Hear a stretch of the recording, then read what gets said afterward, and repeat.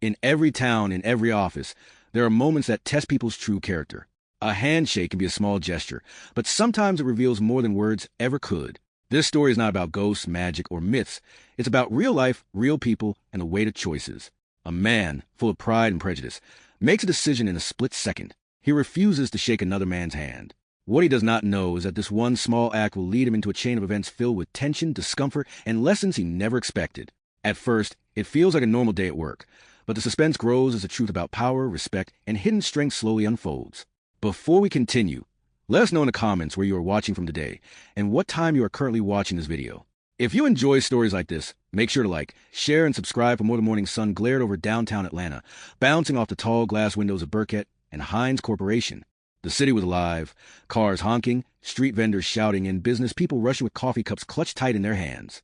Inside the sleek marble lobby of the company, the smell of polish and faint perfume hung in the air. John Matthews adjusted his tie as he walked through the lobby. He was in his late 40s, tall, with a stern face that always seemed like it was carved in stone. He carried himself with the pride of a man who thought he had earned every piece of ground he walked on. He had been working at the company for 7 years and felt he deserved more recognition than he had received. Today, however, was not just another Monday. Today was the first day of a new project team, a team John hoped would finally prove he was worthy of promotion. As he strode toward the elevators, he noticed a group of employees gathered around, greeting a new face. A young black man in a well-tailored gray suit stood in the middle, shaking hands with each person, his smile calm and confident. His name, whispered among the crowd, was Marcus Reed. John's eyes narrowed slightly as he approached. He had heard rumors that the company was bringing in someone special for the project, someone with sharp ideas and strong leadership. But no one told him the man would look like Marcus. The elevator doors opened, and John stepped inside. To his surprise, Marcus followed, offering a polite nod. "Good morning," Marcus said warmly. John gave a stiff nod, but said nothing. The elevator hummed upward. On the 12th floor, the doors opened to reveal the conference room, buzzing with energy. Coffee cups clinked, laptops opened, paper shuffled. The project launch was minutes away. Inside, people introduced themselves around the long table. One by one, each hand was extended to Marcus, and he met each one firmly, with eye contact that showed respect. Finally, Marcus turned to John, standing across the table. Marcus extended his hand. "John, right? Good to finally meet you." The room grew quiet. For a second, everyone waited. John's jaw tightened. He glanced at the hand, then looked away, pretending to focus on the papers in front of him. "We got a lot of work to do," he muttered instead. The silence that followed was heavy, cutting through the room like a knife. Marcus slowly let his hand drop. His smile didn't fade, but his eyes hardened for just a second before he turned back to the group. Conversations picked up again, but the air was different now. The awkwardness lingered like smoke after a fire. The meeting began. The project was for a high-profile client, an expansion plan that could bring millions to the company. Everyone listened carefully as Marcus outlined the schedule, deadlines, and responsibilities. His voice was steady, his vision clear. People nodded, impressed. John sat back, arms crossed, watching. Something inside him burned, not just resentment, but something deeper. He didn't like the way Marcus spoke with authority, as though he belonged at the head of the table. When the meeting ended, people gathered their things, still chatting about Marcus's ideas. John left quickly, his footsteps echoing in the hall. In the break room later, 2 employees whispered as John poured his coffee. "He's sharp," one said. "You can tell he knows what he's doing." "Yeah," the other replied. "I heard he's got connections upstairs, too." John's grip tightened on the coffee cup. Connections upstairs. That explained everything. Back at his desk, John tried to drown himself in work, but his mind kept circling back to that moment in the conference room. Marcus's hand waiting, his refusal, the way everyone looked at him after. He told himself it didn't matter. A handshake was just a handshake. But deep down, he knew it wasn't. Later that afternoon, Marcus appeared at his cubicle. "Got a minute?" Marcus asked. John looked up, his face blank. "What is it?" Marcus leaned against the side of the desk, his presence calm but unshakable. "We'll be working closely on this project. I just want us to be on the same page. I respect what you bring to the table, John." John forced a thin smile. "We'll see." Marcus didn't flinch. "We will." He tapped the desk lightly, then walked away. That night, as John drove home to the glowing city lights, he couldn't shake the unease. He told himself Marcus was just another employee, nothing more. But something about the way Marcus carried himself, something about the quiet confidence, gnawed at him. When John walked through his front door, his wife, Claire, noticed the tension on his face. "Rough day?" she asked, setting down a glass of wine. He loosened his tie and sighed. "New guy at work. Thinks he runs the place." Claire raised an eyebrow. Already rubbing you the wrong way? John shrugged. Let's just say, he's not the kind of person I'd normally shake hands with. Claire's expression hardened. John, she said slowly, don't tell me this is about... He cut her off. It's nothing. Just forget it. But Claire didn't forget, and neither did John. The next morning, as he walked back into the glass tower of Burkett and Hines, the weight of what had happened the day before hung over him. And what he didn't know was that the simple choice he made, not shaking Marcus Reed's hand, was only the beginning of something much bigger. The second day of the project began before sunrise. The city streets were still waking up as John Matthews parked his car in the company garage. He sat for a moment, staring at the steering wheel. His mind was restless from the night before. He had replayed the conference room scene again and again, the outstretched hand, the silence, the weight of the room's eyes on him. When he finally pushed himself out of the car and into the elevator, his jaw was clenched tight. He told himself it didn't matter. He didn't owe anyone an apology. Not Marcus. Not anyone. But as soon as he stepped onto the 12th floor, he saw Marcus already there, early, sitting with a laptop open and a notebook filled with handwritten notes. He wasn't just early. He looked like he had been there for hours. Morning, Marcus said, glancing up.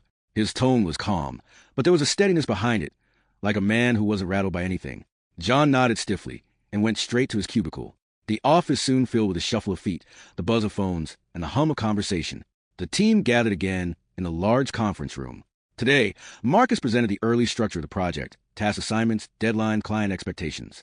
His words were clear, sharp, confident. As Marcus spoke, John noticed something unsettling.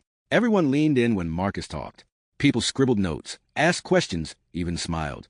There was energy in the room, a spark that had been missing before. When Marcus finished, the team clapped lightly, impressed. John sat back, arms folded, lips pressed tight. During the break, while others chatted excitedly, John slipped out into the hallway. He leaned against the wall, sipping his coffee, trying to calm the irritation boiling inside him. Then he heard footsteps. Marcus, got a minute again? Marcus asked. John didn't answer right away. He took another sip of coffee, then said flatly, if it's about yesterday, forget it. Marcus stood across from him, expression unreadable. I wasn't going to bring it up, he said evenly. But since you did, let's be clear, we don't have to like each other. But we do have to work together. And the way I see it, this project is too big for grudges. John's jaw tightened. I don't hold grudges. Good, Marcus replied, his voice calm. Then let's just focus on the work. For a moment, their eyes locked. There was no anger in Marcus's gaze, just quiet strength. It unsettled John more than anger would have. That afternoon, the first real challenge hit. The client had unexpected demands, shifting deadlines and increasing the pressure. The team scrambled to adjust. Emails flooded in. Phones rang nonstop, stress mounted. Marcus moved quickly, delegating tasks, checking progress, and making calls. He didn't bark orders. He guided. His voice carried authority, but it wasn't harsh. People responded. They worked faster, sharper. John, however, found himself sidelined. Marcus didn't ignore him, but he didn't lean on him either. Tasks that John thought he would lead were given to others. He felt invisible, replaced. Late in the day, when most of the office had emptied, John remained at his desk, hunched over spreadsheets. The floor was quiet, the hum of the city faint through the windows. Then Marcus appeared again, holding 2 cups of coffee. He set one on John's desk. You've been at it a while, Marcus said. Thought you could use this. John looked at the cup, then at Marcus. I don't need charity. Marcus shrugged. It's just coffee. He walked away, leaving the cup untouched. John stared at it for a long time, his pride warring with his exhaustion. Eventually, when no one was around to see, he took a sip. The next morning, whispers began spreading through the office.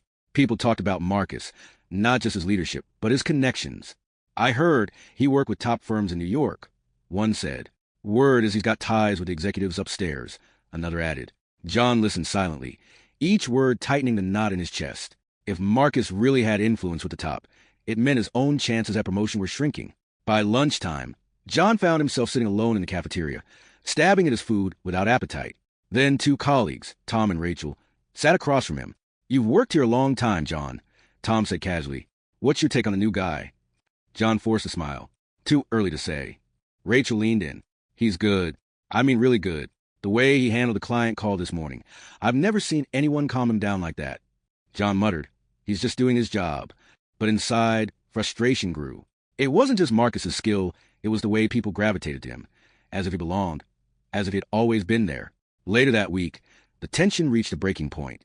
The client demanded a late-night video conference. The team gathered in the conference room, laptops glowing, eyes tired. Marcus led the call, navigating the client's sharp questions with steady confidence. When the call ended successfully, the team erupted in quiet relief. People clapped Marcus on the back, congratulating him. John sat in the corner, silent. His chest burned with something he didn't want to name. As the team left, Marcus lingered. He looked at John for a moment. "You've been quiet," he said softly. John stared at him. Not everyone likes the spotlight. Marcus's lips curved in a faint smile. Sometimes the spotlight isn't about liking it.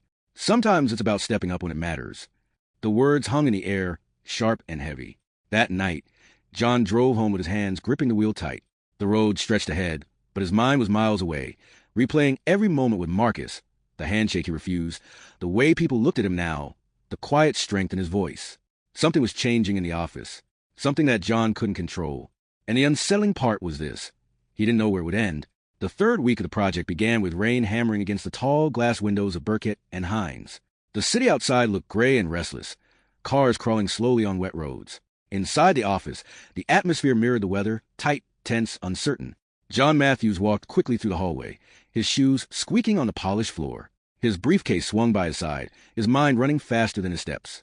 He had spent the weekend telling himself he was overthinking everything, that Marcus was just another colleague. But as soon as he stepped onto the 12th floor, the sound of laughter greeted him and his chest tightened. A small group of employees were gathered around Marcus's desk. He was telling a story, his voice smooth, his timing sharp. People laughed easily, leaning in as though they didn't want to miss a word. John slowed his steps, pretending to adjust his tie, watching from the corner of his eye. Marcus caught sight of him, and for a second their eyes met. Marcus gave a polite nod, then turned back to the group. The laughter picked up again. John felt a sting he didn't want to admit was jealousy. The morning dragged with back-to-back meetings. Marcus was at the center of each one, his words clear, his presence commanding.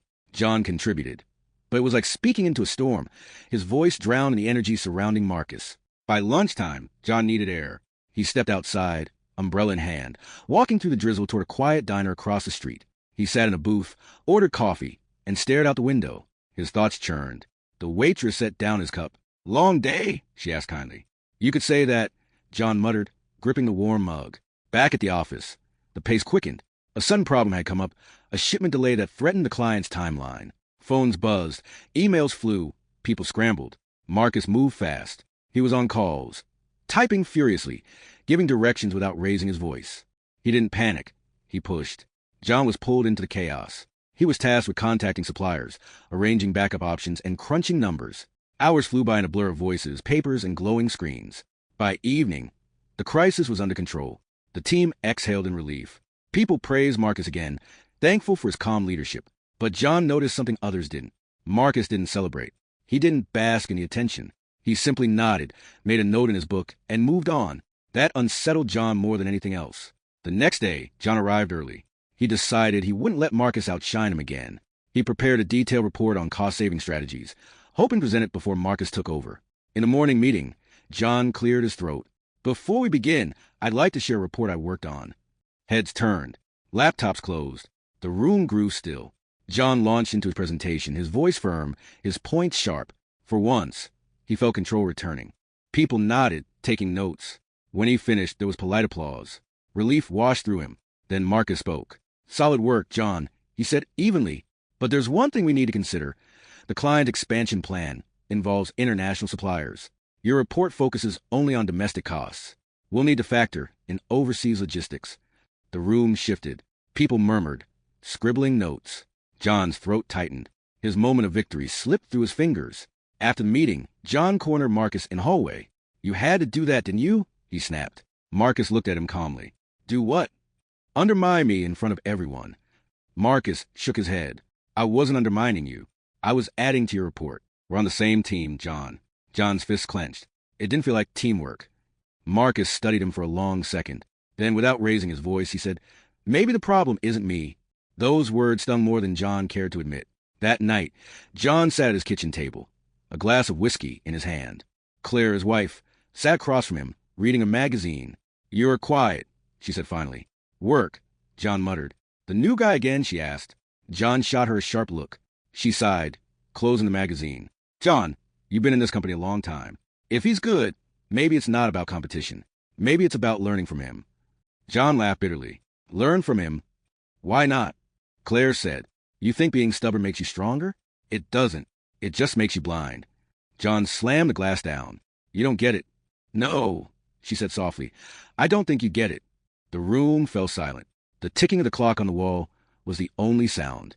The following week, the project entered a new phase, site visits. The team would split up, traveling to different locations to oversee operations. John and Marcus were assigned together to visit a distribution center outside the city. On the morning of the trip, they met in the parking lot. Marcus drove, his car clean and neat, jazz music playing softly on the radio. The ride was quiet at first. John stared out the window, arms crossed, watching the blur of highways and buildings. Finally, Marcus spoke. "You ever been to this site before?" John shook his head. "No." "Then you'll see why it's important," Marcus said. "The client relies on this place more than any other." At the distribution center, they toured the massive facility, rows of trucks, crates stacked high, workers moving in every direction. Marcus asked questions, shook hands with managers, took notes. John followed, silent, watching. But then something unexpected happened. A problem arose with scheduling. The trucks weren't moving as planned. Tension rose among the managers. Marcus stepped in, calm as always. But this time, John saw an opening. He had dealt with logistics before. He stepped forward, speaking with authority, outlining a new plan on the spot. The managers listened, nodding. For the first time, Marcus stood back, letting John lead. When the issue was resolved, Marcus gave a small nod. "Good work."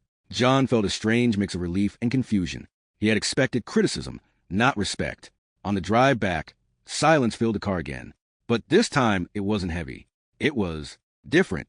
John stared out the window, his mind turning over a new thought, one he didn't want to admit. Maybe Marcus wasn't the enemy. Maybe the real battle was inside himself. But just as that thought settled, another voice inside him whispered louder. Or maybe Marcus was simply waiting for the right moment to reveal just how much power he really had. The week after the site visit felt different in the office. The tension between John and Marcus had cooled slightly, but not disappeared. For the first time, John had tasted what it felt like to step into the spotlight again, and it had given him a jolt of energy.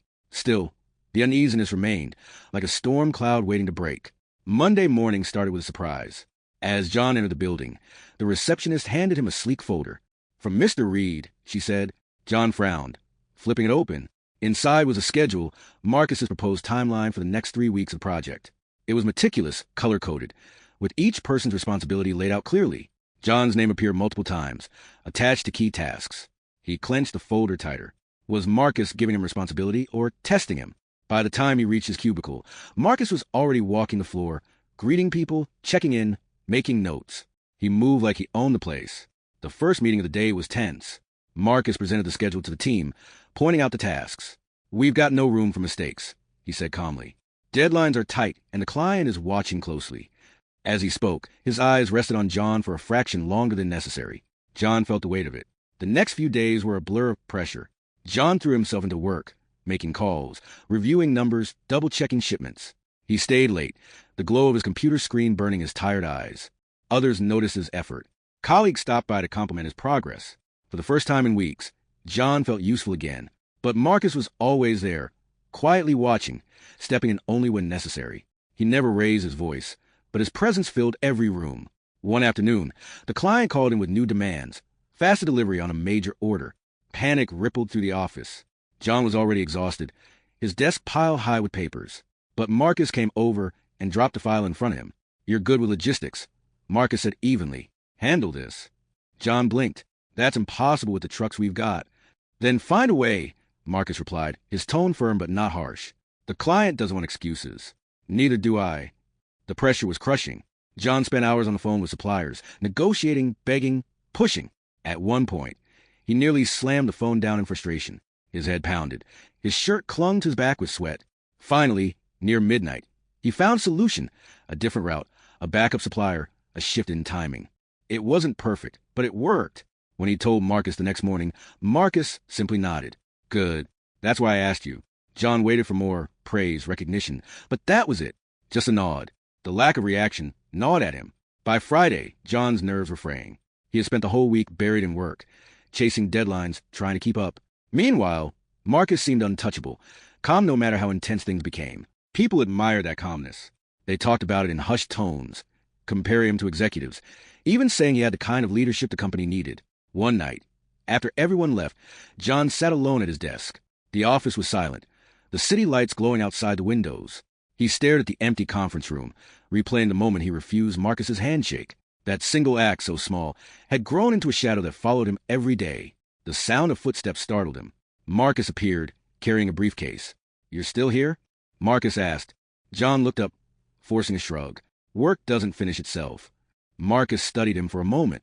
Then he walked closer and set down 2 takeout containers. "Figured you'd still be here. Ordered extra." John frowned. "You're making a habit of this?" Marcus smiled faintly. "Just try and keep the team alive."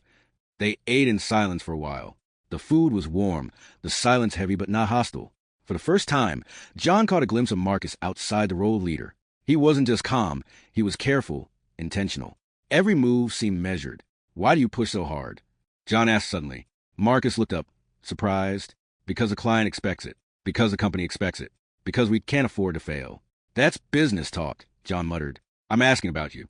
What's your angle in all this?" Marcus leaned back, his eyes steady. "My angle? To do the job well. That's all." John didn't believe it. Nobody worked that hard without a bigger plan. The weekend came, but rest never did. John couldn't stop thinking about Marcus. The way he led, the way people respected him, the way he carried himself like he had nothing to prove. On Monday, a storm hit. Not outside, inside the office. The client discovered a mistake in one of the reports, a mistake tied to John's department. The call was brutal. Voices were sharp, accusations flying. After the call, the office buzzed with tension. All eyes turned to John. His chest tightened. Then Marcus stepped forward. "We'll fix it," he said calmly. "I'll personally handle the corrections with John." The room quieted. For the next 2 hours, Marcus sat beside John, combing through spreadsheets, pointing out errors, asking questions. He wasn't angry, but he was firm. When they finally sent the corrected file, Marcus leaned back. "Mistakes happen. What matters is how we respond." John swallowed hard. He wanted to snap back, to defend himself, but the words stuck in his throat. Later that evening, as John packed his bag, Rachel from accounting stopped by. "Marcus covered for you today," she said softly. John froze. "What do you mean?" "He didn't tell the client it was your mistake. He said it was a team error." John's heart pounded. He didn't know whether to feel relieved or more unsettled than ever. Driving home that night, rain streaking across his windshield, John couldn't shake the thought. Marcus had exposed him. He had protected him. But why? And deep down, a question lingered, gnawing at him. What did Marcus really want? The following week started with a buzz in the office. Word spread quickly that the company's top executives would be visiting to review the progress of the project. It wasn't unusual for executives to check in, but this time felt different. People whispered that the review could determine promotions, raises, even future leadership roles. John Matthews felt the weight of it the moment he walked through the doors on Monday morning. The air seemed charged with nervous energy. Employees hurried back and forth, carrying files, updating spreadsheets, polishing presentations. Marcus, however, was calm as always. He stood at the head of the conference room early in the morning, going over slides, jotting notes, and rehearsing quietly. John watched him from the hallway. Part of him admired Marcus's composure. Another part burned with envy. The first meeting of the day was a preparation session. The entire project team gathered, laptops open, eyes on the screen at the front. Marcus outlined their strategy for the executive review. His voice was steady, his explanations precise. He assigned roles, who would speak on which topics, who would handle questions, who would provide data. When he turned to John, he said, "You'll handle logistics and supplier updates. That's your strength. Keep it sharp and clear." John nodded, though inside, tension coiled in his chest. For the next 2 days, John buried himself in preparation. He stayed late, poring over numbers, fine-tuning charts, practicing his delivery. He wasn't going to let Marcus or anyone else make him look small this time. On Wednesday afternoon, the executives arrived. The atmosphere in the building shifted immediately. Conversations hushed. Shoes clicked louder on the marble floor. Security escorted the leaders to the 12th floor, where the team waited in the conference room. The door opened, and 3 executives stepped in, 2 men in tailored suits and a woman with sharp eyes and a firm stride. Their presence filled the room. The meeting began. Marcus took the lead, welcoming the executives and setting the tone. His confidence was striking, but he didn't dominate the room. He guided it, giving each team member their moment. When John's turn came, his palms were sweaty, but he forced himself to stand tall. He presented the logistics report with clear, direct words. He explained delays, solutions, and upcoming strategies. To his surprise, the executives nodded with approval. One even leaned forward, asking him a follow-up question.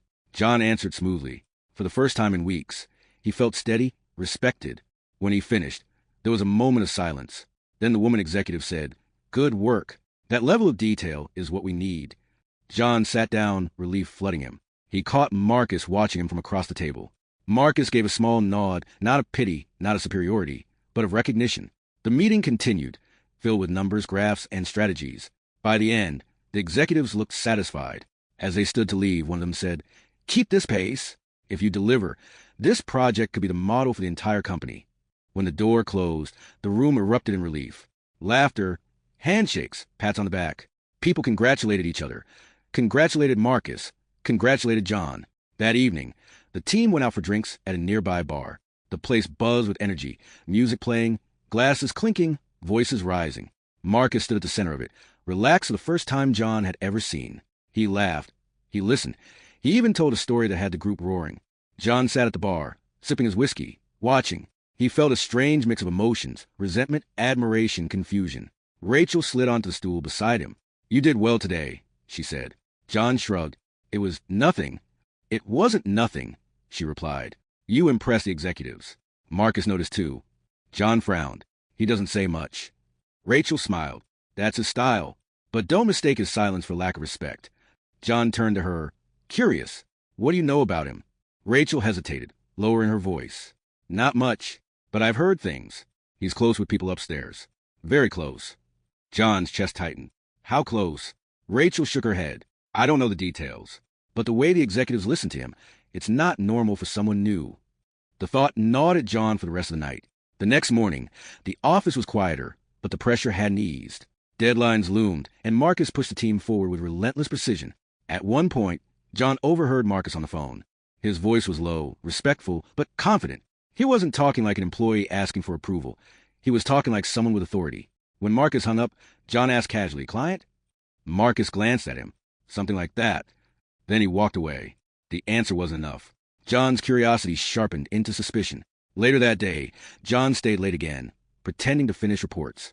He waited until the office was nearly empty, then walked past Marcus's desk. A leather folder sat on the corner, half open. Inside were papers, contracts, signatures, company letterheads. John hesitated, then quickly glanced inside. What he saw made his heart jolt. Marcus's name wasn't just listed as project lead. It was attached to documents that seemed bigger, connected. Before he could read further, Marcus's voice broke the silence. "Working late again, John?" John snapped his head up. Marcus stood in the doorway, briefcase in hand, expression unreadable. "I was just heading out," John muttered, backing away. Marcus stepped forward slowly, picking up the folder and sliding it into his briefcase. His eyes stayed on John the entire time. For a long moment, neither man spoke. The hum of the air conditioner was the only sound in the room. Finally, Marcus said quietly, "Be careful what you look for. You might not like what you find." John's chest tightened. He forced a laugh, though his voice cracked. "Is that a warning?" Marcus didn't answer. He simply closed the briefcase, nodded once, and walked out. John stood frozen, his mind racing. For the first time, he felt something he hadn't before. Not just irritation, not just jealousy, but fear. The following days passed with sharp edge hanging over John Matthews. He couldn't stop thinking about Marcus's words in the empty office. "Be careful what you look for. You might not like what you find." It wasn't just a warning. It was something deeper, something that gnawed at John's mind every time he tried to focus on work. He found himself studying Marcus more closely than ever, watching how he talked to people, how he handled meetings, even how he walked through the office. Marcus wasn't just confident. He was untouchable. Tuesday morning began with a tense client call. The client demanded faster updates and stricter reporting. The team gathered in the glass-wall conference room, laptops glowing, the air thick with stress. Marcus spoke calmly to the client, smoothing over concerns with facts and assurances. But John noticed how the executives in the room nodded at Marcus's words like they carried more weight than anyone else's. When the call ended, the team exhaled in relief. But John stayed silent, his mind racing. That afternoon, Marcus asked him to join for a one-on-one meeting.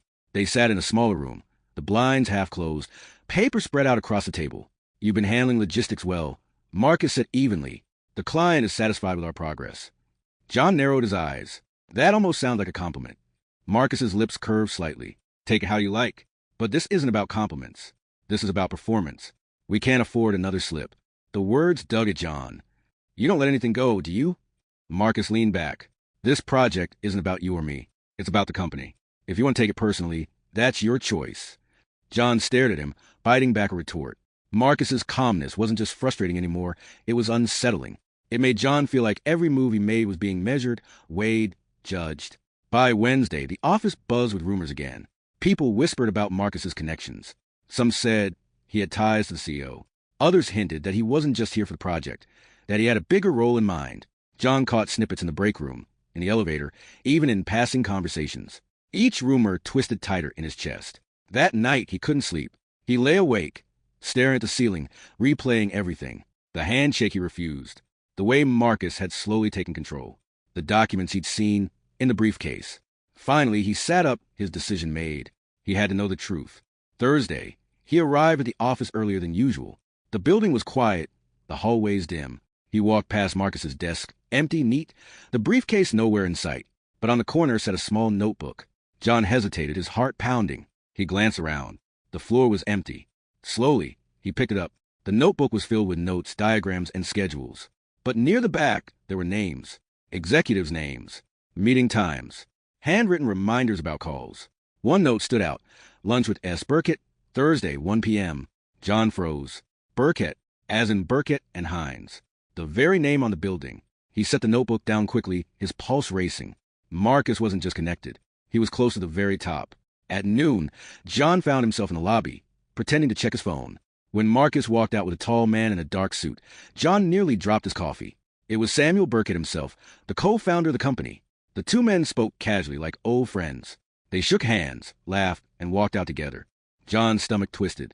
Back at his desk, he couldn't focus. His reports blurred before his eyes. All he could see was Marcus walking beside Samuel Burkett, as if they'd known each other for years. When Marcus returned later, the office seemed to lean toward him even more. People watched him differently, their respect sharper, their curiosity deeper.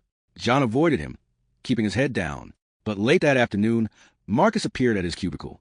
"Walk with me," Marcus said. John hesitated, then stood. They moved through the hallway, down into the parking garage. The air was cool, the sound of distant traffic echoing. Marcus leaned against a pillar, folding his arms. "You've been distracted," he said. John tried to keep his voice steady. "Maybe I've got a lot on my plate." Marcus's eyes narrowed slightly. "You've been digging." John's chest tightened. "I don't know what you're talking about."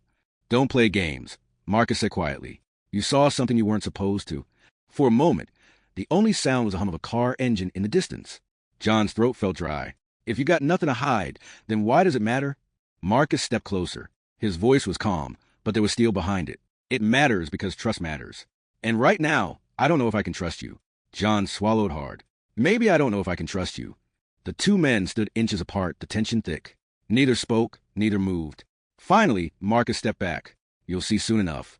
He turned and walked away, his footsteps echoing in the garage. John stood frozen, his pulse hammering. That night, driving home, his hands gripped the steering wheel tight. His wife, Claire, noticed the storm in his eyes when he walked through the door. "What happened today?" she asked. John dropped his bag heavily on the floor. "Marcus happened." Claire frowned. Again, John paced the living room. "He's not just some project lead, Claire. He's tied to the top. I saw him with Burkett. He's something bigger." Claire crossed her arms. "And why does that scare you?" "Because I don't know what it means," John said, his voice low. "And because I made a mistake from the very first moment I met him." He didn't say what the mistake was. He didn't have to. Claire already knew. John sat heavily on the couch, burying his face in his hands. The sound of Marcus's words echoed in his mind. "You'll see soon enough." For the first time since the project began, John felt the ground shifting beneath his feet, and he didn't know where it would take him. Friday morning came heavy. John woke up before his alarm, his mind already racing. He drove to the office with a pit in his stomach, the image of Marcus and Samuel Burkett still playing on repeat in his head. Inside the building, the atmosphere felt different. The air carried a strange buzz, as though people were waiting for something big. Phones rang more often, footsteps were quicker, and voices were sharper. John sat at his desk, typing half-heartedly at a report he could barely focus on. He noticed how his colleagues moved with a nervous kind of energy. Even the usually relaxed interns kept their heads down, typing furiously. Then an email dropped into everyone's inbox at once. Mandatory town hall meeting. 2 p.m. All employees must attend. The message came directly from the CEO's office. John leaned back in his chair, his stomach twisting again. He couldn't help but think of Marcus's chilling words in the parking garage. "You'll see soon enough." As the hours crept toward 2 o'clock, John tried to keep himself steady. He told himself it was probably just another pep talk, another company announcement about profits or growth. But something about it felt heavier. When the time came, employees poured into the large auditorium on the 12th floor. Rows of chairs filled quickly, people whispering to each other, curious and restless. The stage was set with a simple podium and 2 chairs behind it. John took a seat near the back. From there, he had a clear view of the stage and of everyone entering the room. His heart skipped when Marcus walked in calmly, his expression unreadable. He didn't sit with the employees. He walked straight to the side of the stage, standing as if he belonged there. The whispers grew louder. People noticed. People wondered.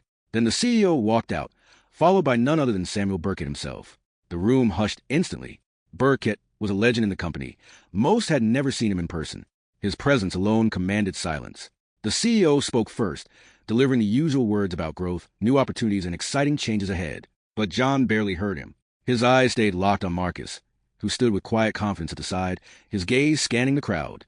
Then Burkett stepped up to the podium. His voice was strong, carrying the weight of years in leadership. "Today," he said, "we are proud to announce a shift in direction. This company is moving toward a new era, and to lead that charge, we need someone capable, someone with vision, someone who understands what it means to build bridges." John's heart pounded so hard he could hear it in his ears. Burkett turned toward Marcus and gestured for him to step forward. The room murmured in disbelief as Marcus walked to the podium. Calm, steady, unshaken. Burkett continued. "Many of you know him as Marcus Reed, project lead. But today, you'll know him for what he truly is, a partner in this company, someone who's been working alongside leadership for years to shape our future. Marcus will now be taking a senior leadership role, effective immediately." The crowd erupted in applause, though it was mixed with shock. Some clapped out of respect, others out of confusion. But John sat frozen, his hands cold. He couldn't believe what he was hearing. Marcus wasn't just some project manager who had walked into the office weeks ago. He was something far more powerful, someone sitting closer to the top than anyone had imagined. Marcus stepped up to the microphone. His voice was calm, steady, measured. "I've had the privilege to work with many of you these past weeks," he said. "I've watched how this company operates, how teams function, how leaders rise and fall, and I've seen the potential that lies here. My role moving forward is not to replace, but to build, to make sure every single person in this company knows they are valued." He paused, scanning the room. For the briefest moment, his eyes locked with John's. "And value," Marcus continued, "is not about where you come from or who you are. It's about what you bring to the table. That's how progress is made." The applause rose louder, but John's chest burned. He remembered the first day, the extended hand he refused to shake. The memory came back with brutal clarity, and now it carried a weight he could barely stand. After the meeting ended, the office was buzzing like never before. People crowded the hallways, whispering about Marcus, speculating what his rise meant for the future. John avoided most of them, slipping into an empty office to catch his breath. He closed the door, pressing his back against it, his mind spinning. The knock on the door made him jump. He opened it slowly, and there was Marcus, standing with that same calm expression. "Busy?" Marcus asked. John forced a smile. "Always." Marcus stepped inside, without waiting for an invitation. He closed the door gently and leaned against the desk. "You look like you've seen a ghost," Marcus said. John's voice was tight. "You enjoy keeping people in the dark, don't you?" Marcus tilted his head. "Sometimes it's better that way. Truth comes with timing." John clenched his fists at his sides. "So all this time you've been what? Testing us?" Marcus gave the faintest smile. "I've been watching, and I've been learning." The silence stretched between them, heavy and sharp. Finally, Marcus straightened and walked toward the door. Before leaving, he glanced back at John. "Don't let pride make you blind," he said quietly. "It's cost better men than you everything." He left, closing the door behind him. John sank into the chair, staring at the floor, his thoughts a storm. The town hall, Marcus's words, the hand he refused, all of it pressed down on him like a weight he couldn't shake. The office outside buzzed with excitement, but inside John felt trapped in a tightening cage. The man he had underestimated, the man he had dismissed, the man he had refused to respect, was now sitting at the heart of power. And John knew this was only the beginning. The Monday after the town hall meeting felt like a different world. People walked into the office dressed sharper, standing straighter and speaking in careful tones. It was as if everyone suddenly realized their actions mattered more now that Marcus was in the spotlight. Conversations in the break room carried new tension. Some praised Marcus's speech about value and progress. Others whispered doubts, questioning how someone who had barely been around a few months could suddenly leap into leadership. John noticed the shift immediately. He had been at the company for years, grinding day after day, yet in just a short time Marcus had climbed higher than he ever imagined. It gnawed at him. The respect Marcus now commanded from employees, the way people leaned in when he spoke. It was something John had wanted for himself but never achieved. By mid-morning, Marcus sent out an email. "Department leads, strategy meeting, 3 p.m. Mandatory. The list included John. At 3 sharp, John walked into the glass wall conference room, already crowded with department heads. Everyone sat in stiff silence until Marcus walked in. He didn't bring a laptop, no stack of notes, just himself, moving with the confidence of someone who knew exactly what he wanted. "Good afternoon," Marcus began, his voice calm but firm. "We're stepping into a crucial stage for this company. Our clients are growing restless. Competition is catching up, and internal divisions are costing us more than we realize. That ends now." He looked each person in the eye as he spoke, his gaze steady, deliberate. "From today on, we're operating differently. I expect unity across all teams. No silos, no excuses.